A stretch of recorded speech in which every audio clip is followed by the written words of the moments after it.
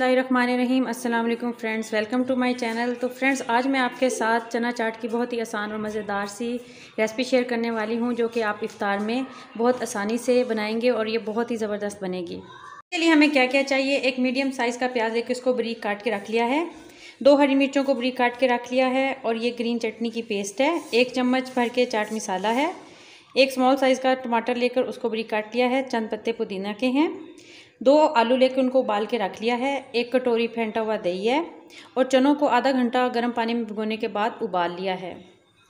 चलिए शुरू करते हैं। चना चाट बनाने के लिए सबसे पहले हम ग्रीन चटनी तैयार कर लेते हैं। उसके लिए थोड़े से पत्ते पुदीना के, थोड़ा सा हरा धनिया और 2 हरी मिर्चें ली हैं।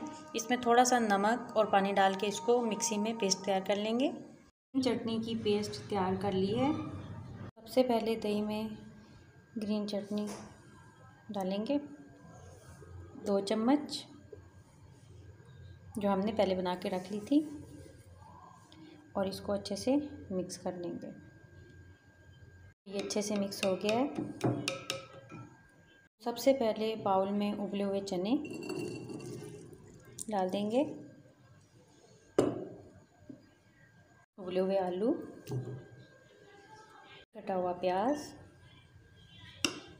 कटा हुआ टमाटर, कटी हुई हरी मिर्च, पुदीना के पत्ते, चाट मसाला। अब इसमें हम ये चटनी शामिल कर देंगे। अब इसको अच्छे से मिक्स कर लेंगे।